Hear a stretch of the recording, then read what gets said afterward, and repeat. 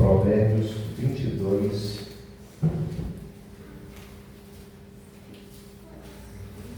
como base para nós estruturar esse pensamento. Provérbios 22, versículo 29.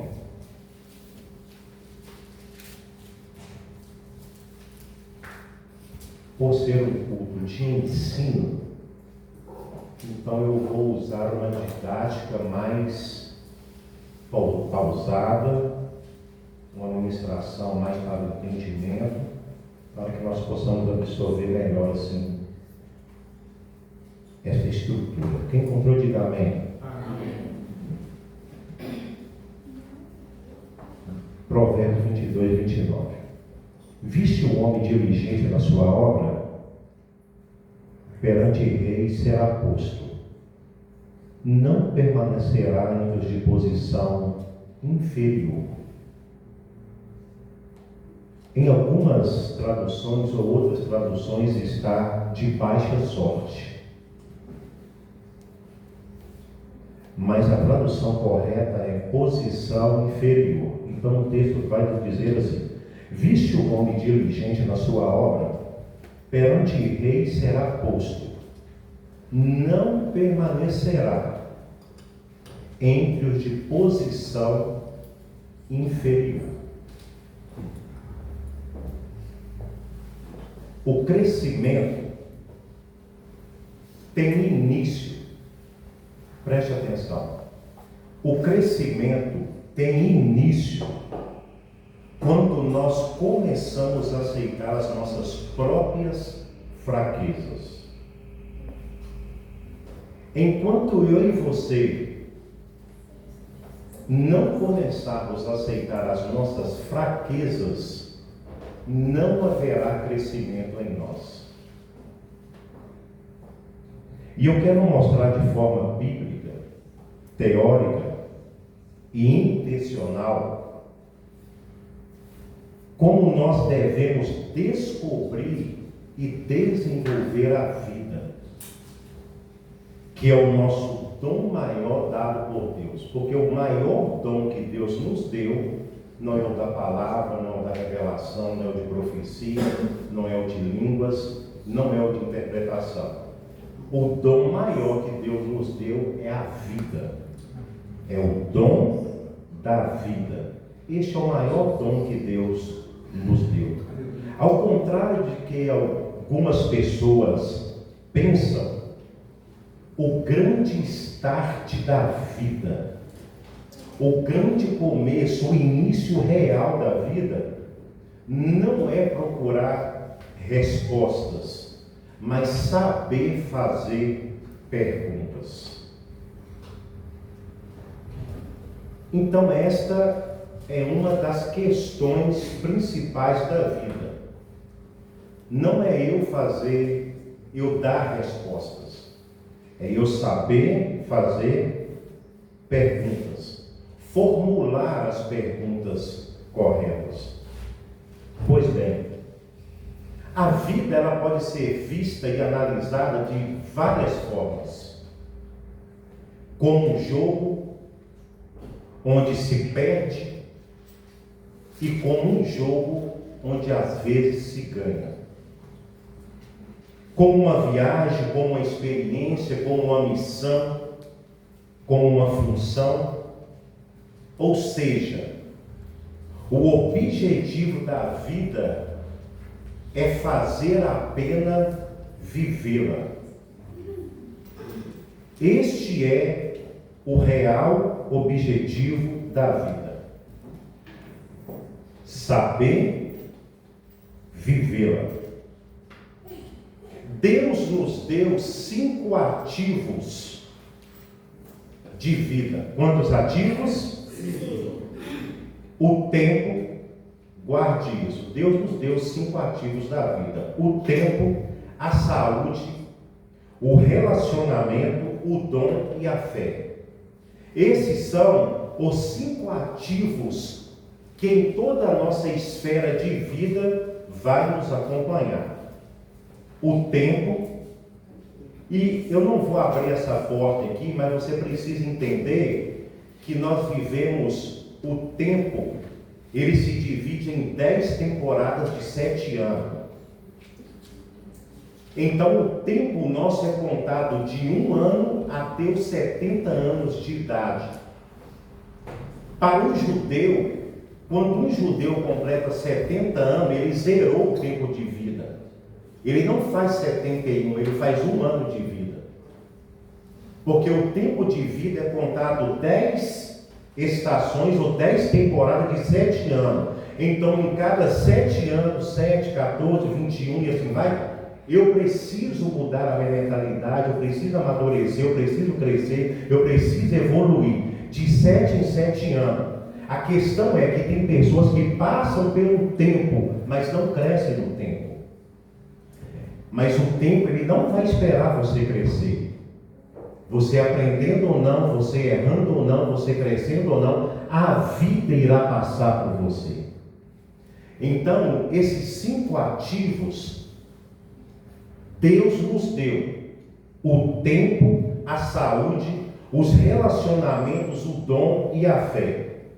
Deus também irá usar 3 processos para construir o nosso caráter. Como é um culto de ensino, estou trazendo uma palavra sobre o desenvolvimento da vida dentro dessa estrutura.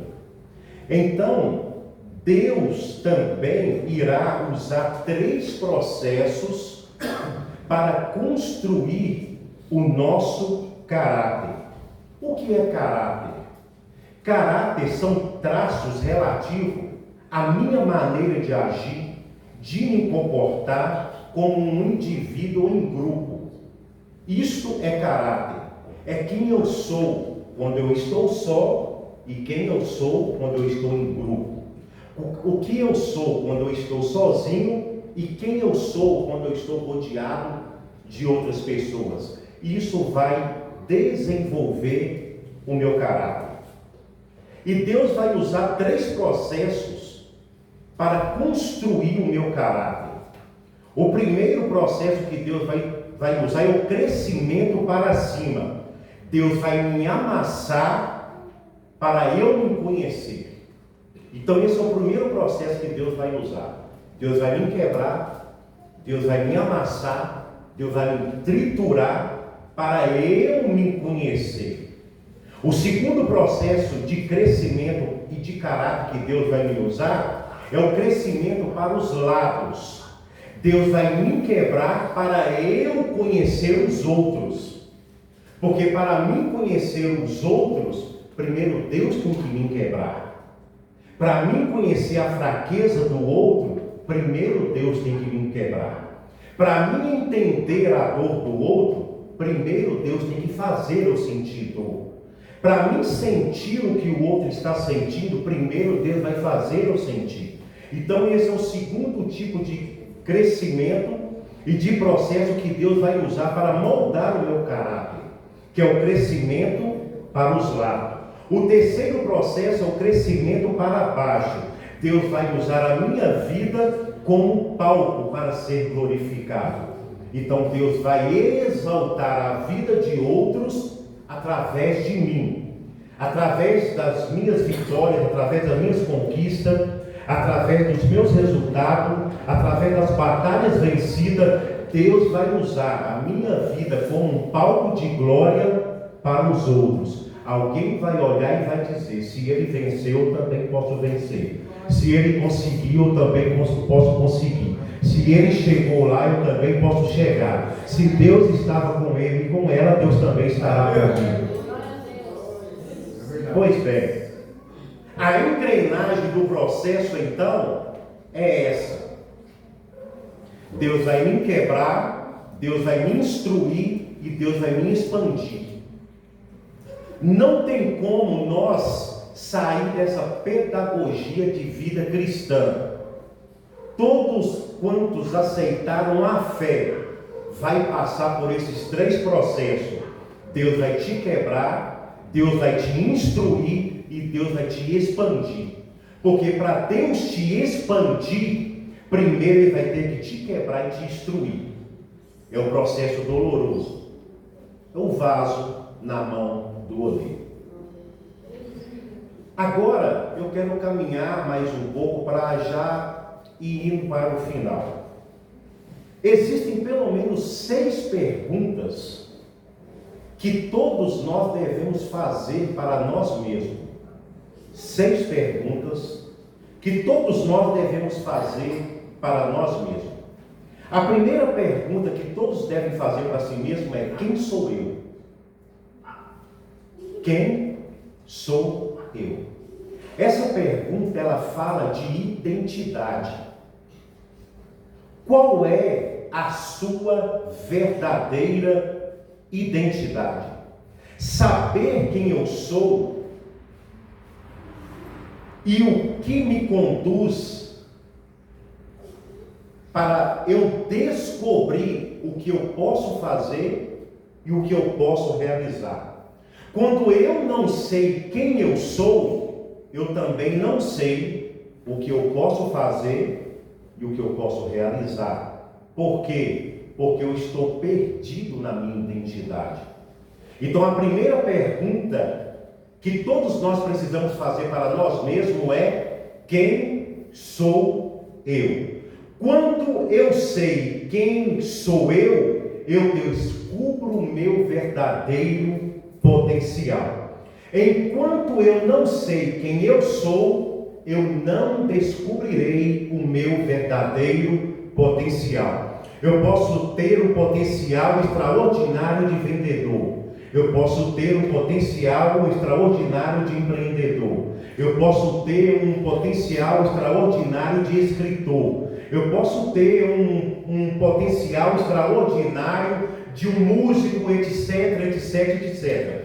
Mas se eu não descobrir a minha real identidade, quem eu sou, eu não irei desenvolver essas esferas de potencialidades em mim. É por isso que o cemitério está cheio de pessoas que vieram e foram, sem nunca desenvolver o seu potencial, porque elas morreram sem saber quem realmente elas eram. Então a primeira pergunta que eu preciso fazer para mim é: quem eu sou? A segunda pergunta que eu preciso fazer é: de onde eu venho? Essa pergunta de onde eu venho, ela fala de origem. Essa pergunta ela não tem nada a ver com o ponto de vista espiritual. Essa pergunta ela tem a ver com a minha origem pessoal. De onde eu venho? De onde você vem? De qual família você vem? De qual ponto emocional, cultural ou social você vem? Você precisa saber de onde você vem. E se você souber de onde você vem, muitos dos seus comportamentos, temperamentos, ações, gostos, forma de agir, pensar será respondida. Por quê? Porque da onde você veio, da onde eu vim, antes de você veio outros que te passaram de forma consciente ou inconsciente o que você aprendeu, o que você se tornou. Então saber de onde eu venho faz muito sentido para mim, porque de onde eu vim, antes de mim vieram outros que me ensinaram a cultura que eu aprendi, que me ensinaram a comer a comida do jeito que eu gosto de comer, a cor que eu gosto de usar, me ensinou diversas coisas. Então isso eu aprendi de forma consciente ou inconsciente, porque alguém me ensinou. Eu vim de um lugar que alguém me ensinou. Então eu estou falando de uma referência, eu estou falando de uma árvore genealógica, da onde eu nasci, da onde eu vim. Pode parecer que estamos perdidos no assunto, mas o assunto está sendo construído no texto que nós lemos. Eu estou fazendo uma ponte e eu vou ligar essa ponte. Eu estou só montando um quebra-cabeça para você entender, porque as pessoas acham que vida cristã é só vir na igreja, dar glória a Deus, dar aleluia, mas não sabem por que existem pastores suicidando, mas não sabem por que existem um nível altíssimo de pessoas depressivas, crente depressivo dentro da igreja. Porque eles não sabem quem Ele é, eles não sabem de onde eles vieram. Eles levantaram a mão, aceitaram Jesus e acham que os problemas resolveram. Mas eles não conhecem nada de si mesmo. Eles não sabem quem eles são. Eles não sabem as origens deles. Eles não sabem porque eles se comportam de um jeito que eles se comportam. Eles acham que eles vieram para a igreja, levantaram a mão, aceitaram Jesus e o Espírito Santo vai mudar ele. Não vai te mudar. O Espírito Santo, ele não muda a sua natureza. Você veio de um contexto cultural, você aprendeu dessa forma. Agora o Espírito Santo, ele te ajuda a mudar, mas ele não faz mágica. Eu menti, aceitei Jesus, vou parar de mentir. Não, por que tem crente mentiroso na igreja? O Espírito Santo podia falar: meu filho, a partir de hoje você não mente mais, eu vou tirar a mentira de você. Mas quantos crentes continuam mentindo?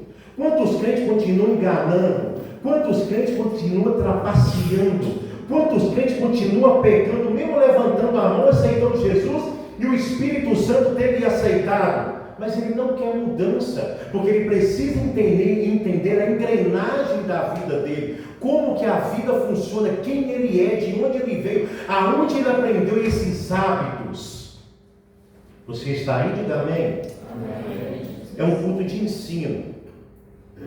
Então, para você entender isso aqui, você não é 100% a pessoa que você está aqui, me olhando. Eu não sou 100% que você está vendo aqui, um homem de Deus, uma pessoa que você está olhando agora. Não, eu não sou e nem você é. Você é e eu sou 33% dos meus avós. Eu sou 33% dos meus pais. E eu sou 33% da influência das pessoas e dos ambientes que eu me frequento e relaciono. Então 33% da minha personalidade é formado da minha árvore genealógica dos meus avós. Eu herdei deles 33%. 33% eu herdei do meu pai e da minha mãe. E 33% eu herdei das pessoas que eu amo e dos ambientes que eu frequento. Então isso formou quase 100% da minha personalidade. Então é por isso que às vezes você ouve alguém dizer assim: não, mas você fala igual seu pai. Não, mas eu olho para você, eu lembro do seu avô. Rapaz, mas você é igual sua tia. É os 33% que está se revelando. Isso mostra que você não é 100% a pessoa que você mostra que você é. Existe uma mistura em você.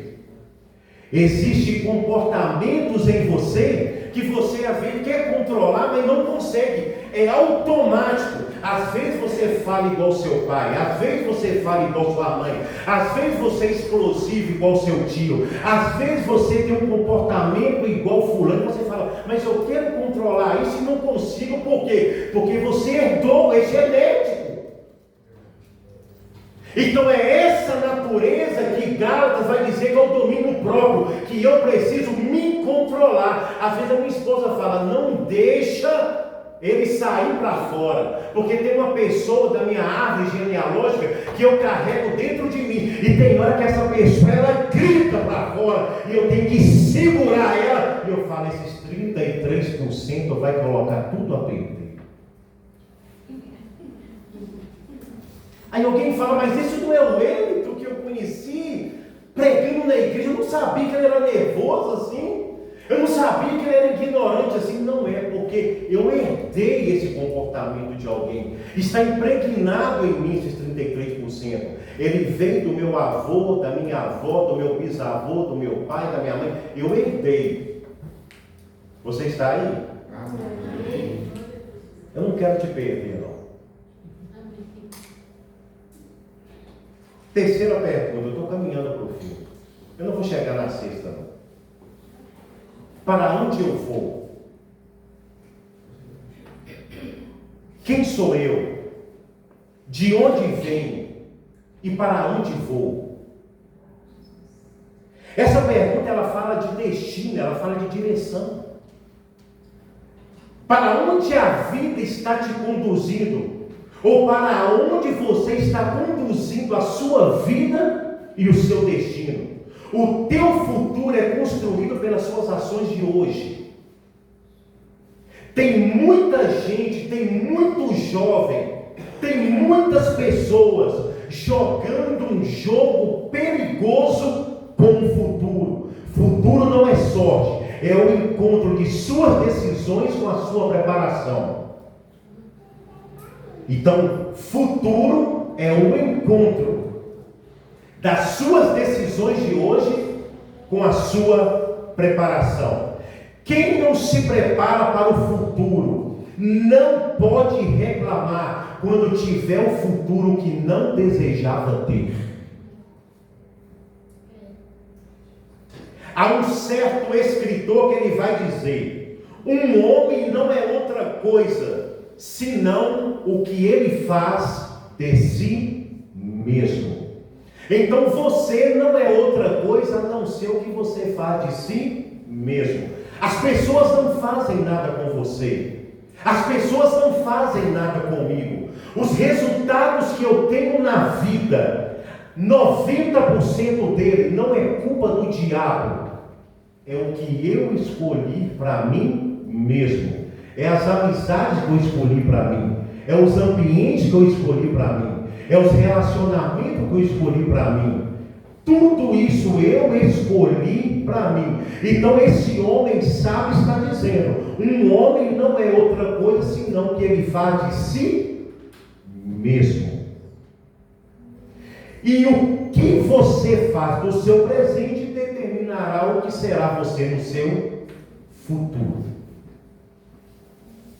Por que estou aqui? É a quarta pergunta. Essa pergunta, ela tem um cunho espiritual, nem espiritual e nem filosófico, do ponto de vista de eu não saber o que eu faço na terra. Essa pergunta tem a ver com propósito. Por que estou aqui? Propósito é o objetivo mais importante da vida do ser humano. O propósito está entrelaçado no que você faz, no que você realiza, no que você se torna, no que você planeja. Propósito. Agora veja que essas 4 perguntas sobre a identidade, sobre a origem, sobre o destino e sobre o propósito foram as mesmas perguntas que foram feitas para Jesus. E Jesus respondeu todas as 4 perguntas. Perguntaram para Jesus: quem eu sou? E Jesus respondeu: eu sou a porta.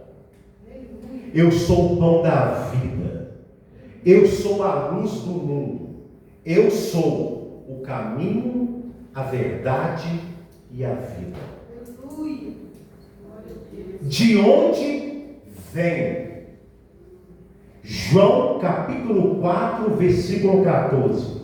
Jesus responde: eu sei de onde eu vim, e eu sei para onde eu vou, mas vós não sabeis de onde eu vim e nem para onde eu vou. Jesus respondeu a segunda pergunta. A terceira pergunta: para onde vou? João 13:36. E disse Simão Pedro: Senhor, para onde vai? Jesus respondeu: para onde vou não podeis seguir-me, mas depois me seguirás. Jesus está falando da cruz.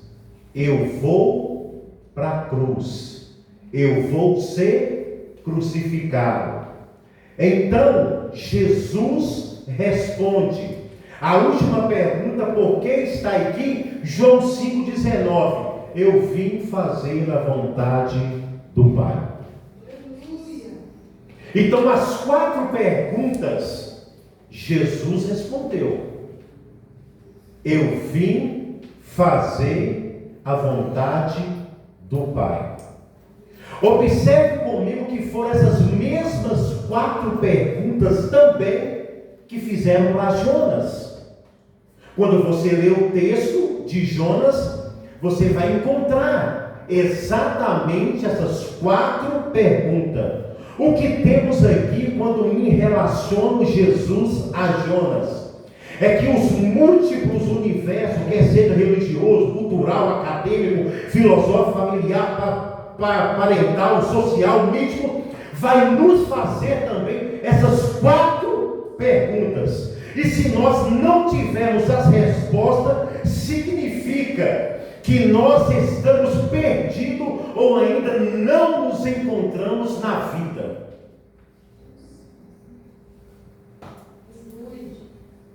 Então, antes da vida nos fazer essas perguntas, porque a vida vai fazer, nós precisamos fazer para nós mesmos.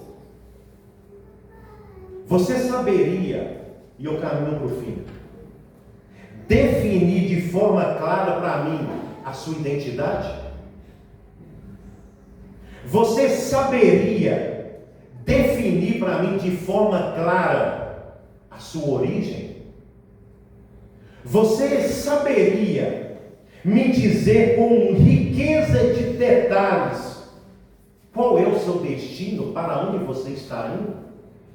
Você consegue responder para mim ou definir para mim qual é o seu propósito? Por que você está aqui?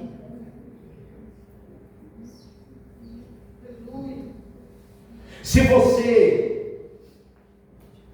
não tiver essas 4 respostas dentro de você,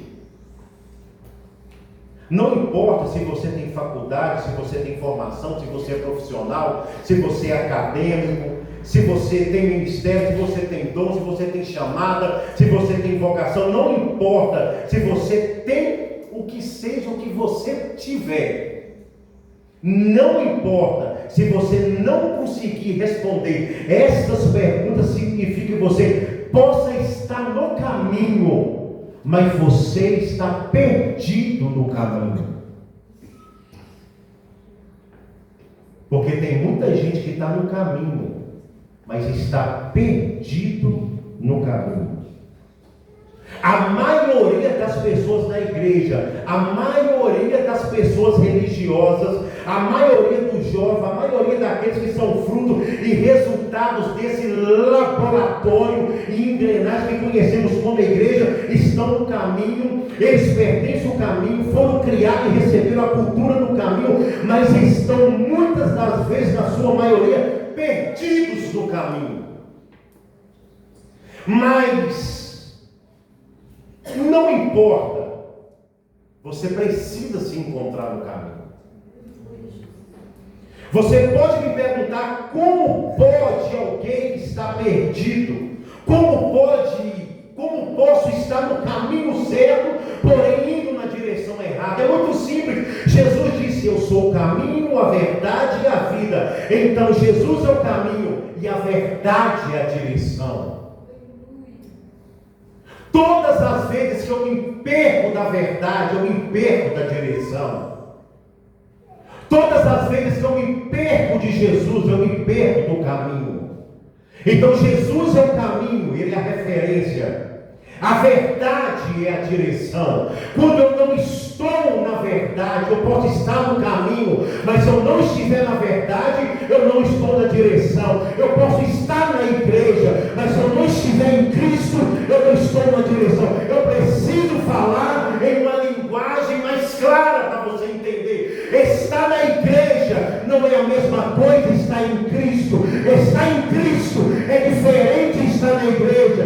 Estar na igreja é uma coisa, estar em Cristo é outra coisa bem diferente. Porque a maioria está na igreja e a minoria está em Cristo.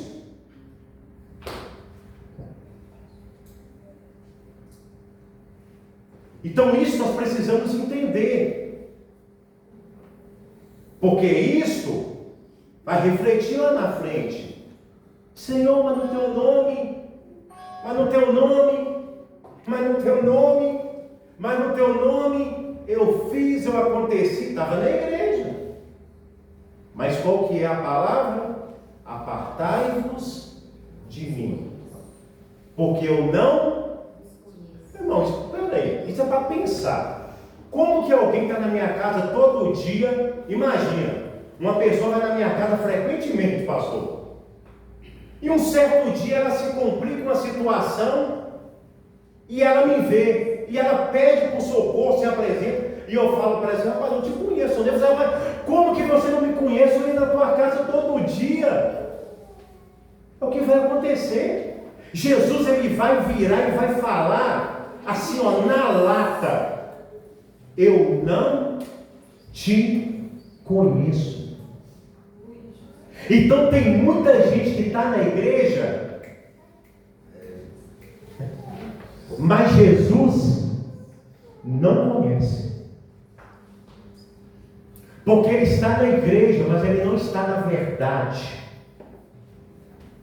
Porque Jesus disse: eu sou o caminho, a verdade e a vida. Porque o momento que eu estou em Cristo, que é o caminho, e eu passo a frequentar a verdade, que é a direção do caminho, automaticamente eu alcançarei a vida eterna. Então é um conjunto: caminho, verdade e vida.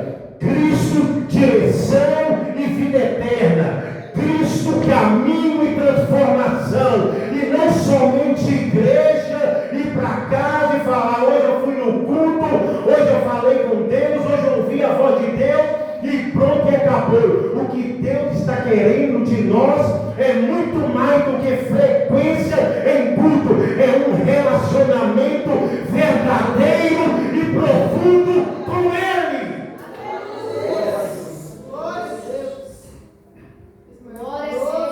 Porque senão naquele dia você simplesmente vai ouvir: eu não te conheço. Não adianta, você não vai desmentir ele. Vai falar: rapaz, como assim? Eu ia na sua casa todo dia, eu não te conheço, senhor. Passa, deixa um outro vinho aí, eu já te falei, já resolvi o seu problema. Fica ali, agora. Nós estamos rindo aqui, mas lá vai ter choro naquele dia. É ruim quando você chega num lugar assim, que você se prepara para entrar, é uma festa, é um evento. Para comigo, sabe o que aconteceu com você? E você chega assim, você é barrado. Não, rapaz, você não está na missa aqui não, você não pode. Rapaz, eu conheço fulano, fulano lá dentro. Ei, e a pessoa olha assim, finge que nem te vê e tal, e não quer envolver no problema. E o problema é que é Jesus que vai estar na portaria, não vai ser outro, ele vai fazer questão de receber a igreja. Como é que você vai passar por ele? Lá não tem como você pular o muro, lá não tem como você pular, lá não tem um jeitinho brasileiro, lá não existe esse sistema. O céu não é corrupto, o céu é santo, Cristo é santo, lá tudo é santo, a cidade é santa, lá não tem jeitinho brasileiro.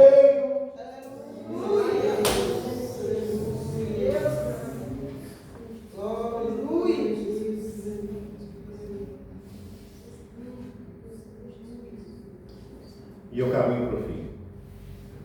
E eu encerro aqui.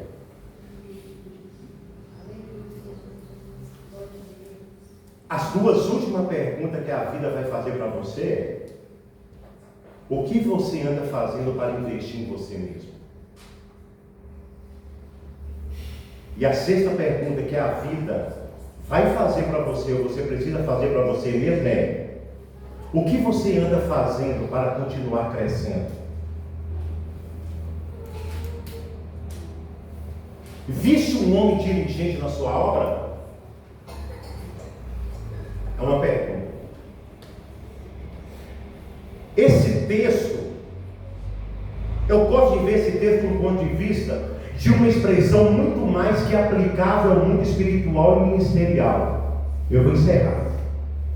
Algumas pessoas têm a tendência de ler coisas na Bíblia e confinar essas coisas somente ao âmbito espiritual.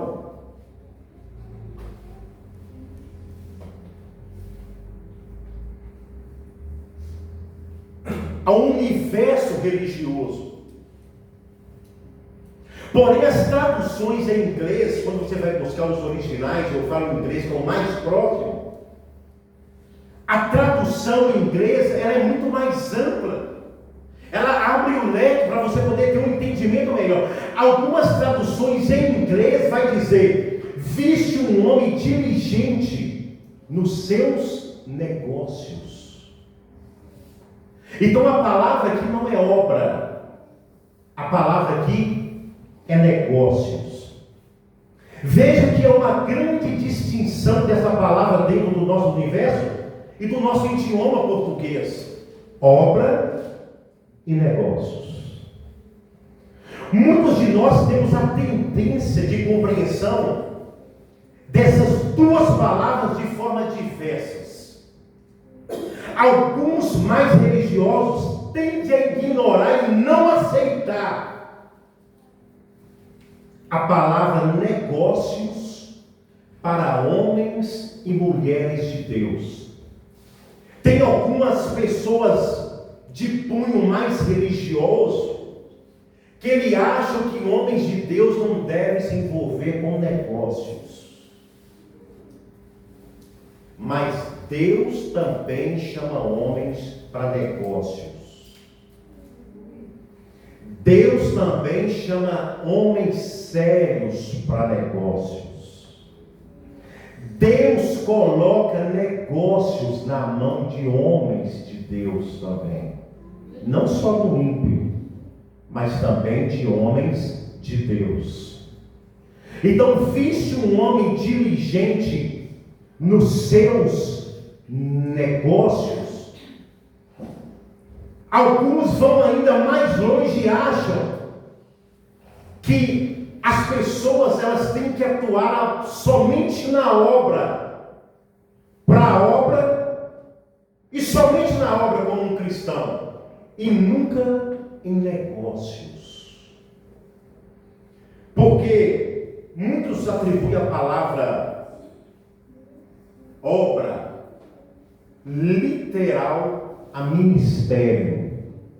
Só que o texto aqui eu posso aplicar ministério, mas o original aqui é negócios. A expressão é negócios. Vejam que este homem diligente nos seus negócios viverá. Perante reis será posto. Não permanecerá entre os de posição inferior. E eu encerro aqui. A palavra diligente, ela tem muitos significados. E um dos significados que pode ser aplicado a esse texto é: viu um homem grande em seu negócio? Viu um homem intenso nos seus negócios? Viu um homem excelente nos seus negócios? É o que o texto está nos perguntando. Ele é grande em seus negócios, ele é intenso em seus negócios e ele é excelente em seus negócios. Então a palavra diligente nos traz a ideia de uma pessoa, de um homem, de uma mulher, de um jovem que não parou no tempo. O homem diligente faz menção a alguém que não parou no tempo. Dobre sua atenção para me encerrar. De uma pessoa, esse homem diligente está fazendo a alusão de uma pessoa que se especializou, de uma pessoa que continuou crescendo, mesmo quando todos à sua volta parou de crescer. Esse homem diligente, esse texto está fazendo uma menção de um homem, de uma pessoa que decidiu crescer, por não achar que sabia demais. Eu já sei demais, eu vou parar de crescer. Não, mesmo ele sabendo, mesmo ele sendo excelente, mesmo ele sendo eficaz, mesmo ele sendo bom, ele continuou crescendo. E a palavra diz: por causa disso, eu vou lhe tirar de uma posição inferior e vou lhe colocar junto aos reis.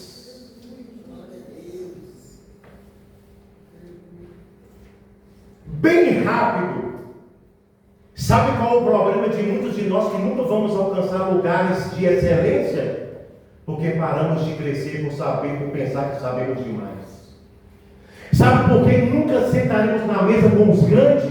Porque nós achamos que na mesa que nós sentamos, nós já sabemos demais. Sabe por que nós nunca vamos galgar um degrau às vezes mais elevado? É porque eu penso assim: eu já sei demais, eu já aprendi demais, eu já conheço demais, eu já sou bom demais, eu não preciso aprender, crescer mais.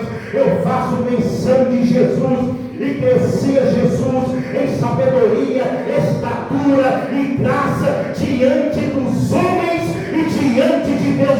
Quem te falou que você não tem que crescer diante dos homens? Há duas esferas que eu preciso crescer. Eu preciso crescer diante de Deus e eu preciso crescer diante dos homens. Eu preciso crescer diante dos homens e eu preciso crescer diante de Deus.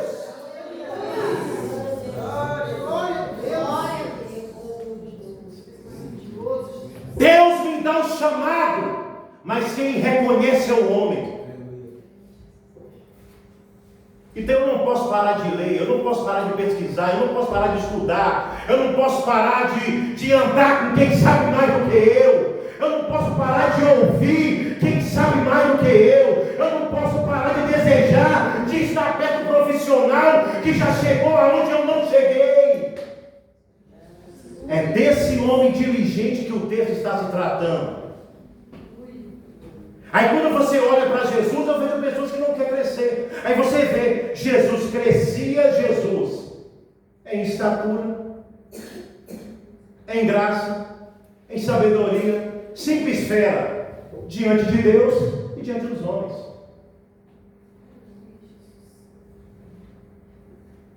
Nazaré não tinha e nem dava a estrutura necessária para Jesus crescer.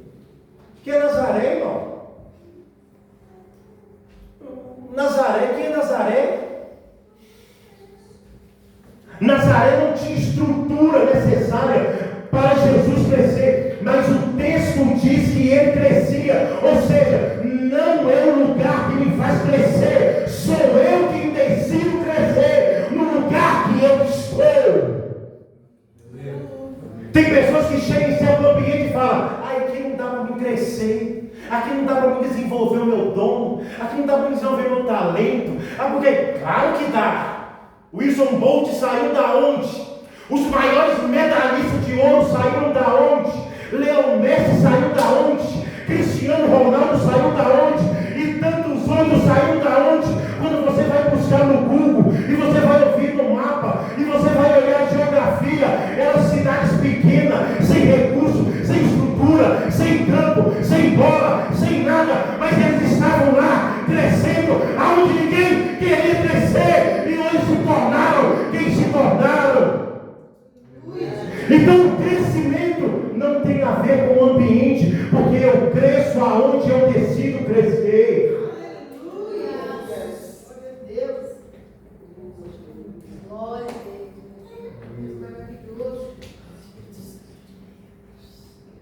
Pessoas que não crescem são pessoas obsoletas para o mundo atual.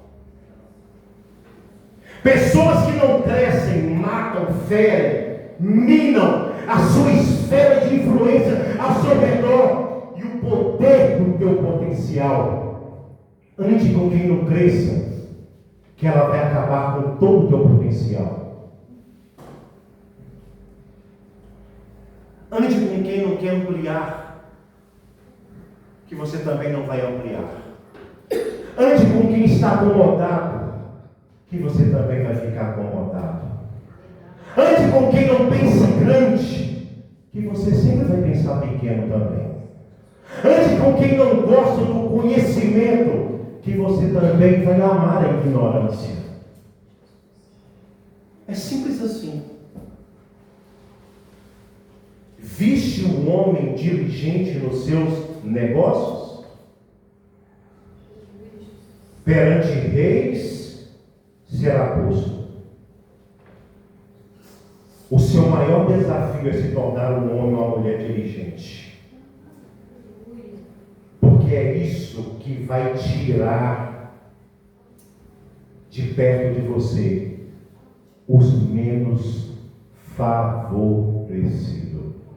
Sabe como afastar uma amizade ruim? É só você começar a crescer.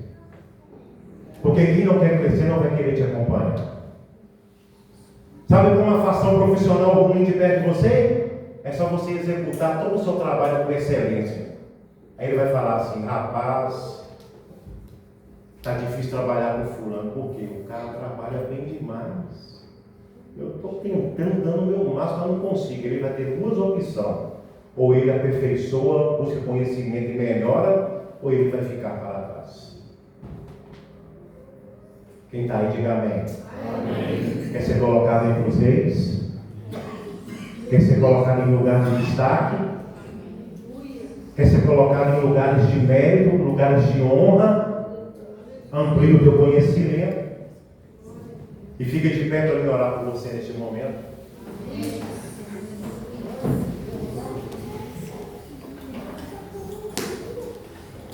Existem 4 inimigos que definem uma mentalidade. Anote. O primeiro inimigo da mentalidade é a mediocridade. Esse é o primeiro inimigo da tua mente. É a pessoa que para ela tudo é insignificante. Para ela tudo é insignificante, é o medíocre. O primeiro inimigo da mente é a mediocridade. O segundo inimigo da mente é a pobreza. É a pobreza. É uma mente limitada, pessoas que não aceitam novas ideias. Toda pessoa que não aceita uma nova ideia é uma pessoa pobre. Pobre não é somente quem não tem dinheiro, não. Pobre é quem não aceita uma boa ideia também. Ele é pobre mentalmente. O terceiro inimigo de uma mentalidade é o medo, uma mente acanhada. São pessoas que têm dificuldade de lidar com situações novas. Medo, mente acanhada. Coloca ela numa situação nova que ela trava. O quarto inimigo da mente é a culpa. Uma mente de baixa autoestima é uma mente que tem dificuldade para se relacionar porque ela se sente culpada. Então a palavra dessa noite aqui é: Deus quer fazer de você uma pessoa diligente. Deus quer fazer de você não apenas um salvo, mas Deus quer fazer de você uma pessoa bem-sucedida aqui também. Porque não há pecado algum em ser bem-sucedido nessa terra. Porque Jesus disse: se creres, comerás o melhor desta terra. Aí você para, e eu encerro aqui. Você para e pensa comigo: por que tem ímpios assumindo lugares de honra e tem cristãos assumindo lugares de desonra? O próprio sábio Salomão, ele vai dizer: eu vi um mal sobre a terra, todos andando a cavalo e príncipes andando a pé. O que Salomão está dizendo é sobre uma moeda invertida. Quem deveria estar sentado em cavalo é eu e você que é príncipe. E quem deveria estar andando a pé era o tolo, o ímpio, que não conhece a Cristo. Mas a engrenagem está invertida. Por quê? Porque eu e você não conhecemos de onde viemos, quem somos, para onde vamos, quem é o nosso propósito, a nossa identidade, o que estamos fazendo aqui. Mas o ímpio, mesmo não tendo conhecimento, ele estuda, ele busca conhecimento, ele quer estar entre os melhores, ele quer andar entre os melhores, ele quer vestir melhor, ele quer se identificar melhor, ele quer crescer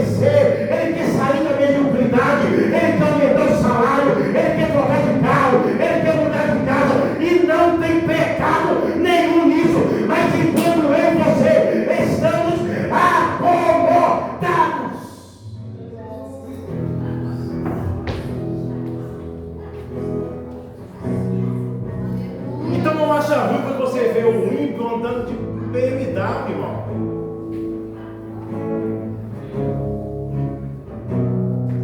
Porque você acostumou assim.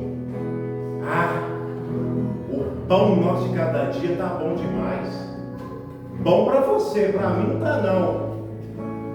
Porque eu sei que nas galerias do céu tem muito mais de lá para vir para cá. E eu preciso galgar chaves. No céu todas as despesas têm chave. O que eu preciso é da chave certa. A chave dessa porta não abre aquela porta e não abre essa porta. Para cada porta tem uma chave específica. Para cada propósito, para cada bênção, para cada milagre, existe um sacrifício, existe um esforço, existe uma oração, existe um propósito, existe uma batalha específica.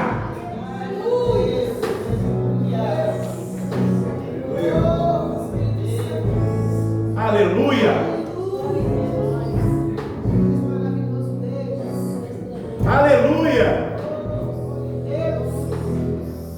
Deus nos ensina, Senhor, através da Tua palavra, sermos homens e mulheres diligentes. Não somente diligentes na Tua obra, Senhor, mas também no mundo secular lá fora. Ensina-nos a ser bom empreendedor, ser bom vendedor, ser bom negociador, ser um homem de negócios, ser também, Senhor, um homem do Senhor, uma mulher do Senhor, que nós possamos ser uma ferramenta tanto aqui dentro, como também lá fora, na vida de outras pessoas, Senhor.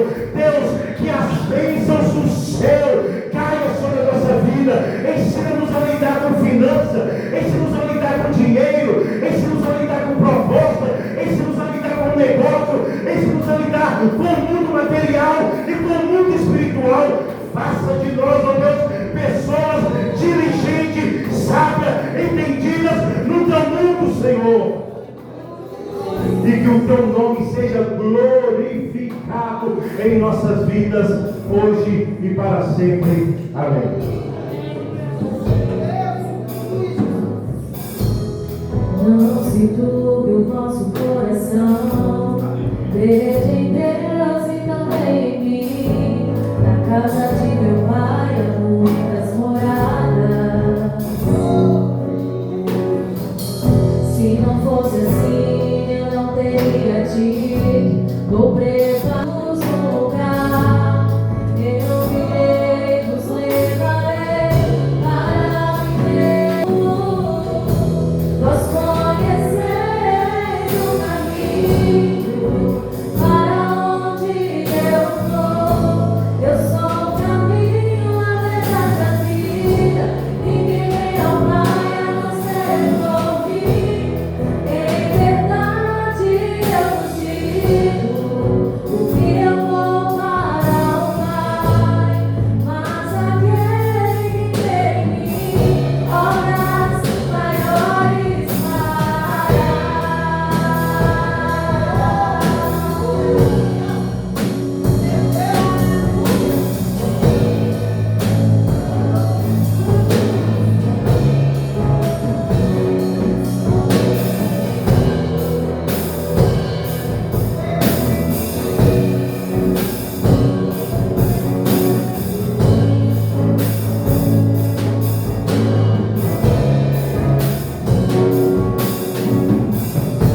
Se me amares verdadeiramente, guardareis os meus mandamentos. Eu voltarei ao Pai, Ele vos dará um Consolador, o Espírito da verdade, que o mundo não pode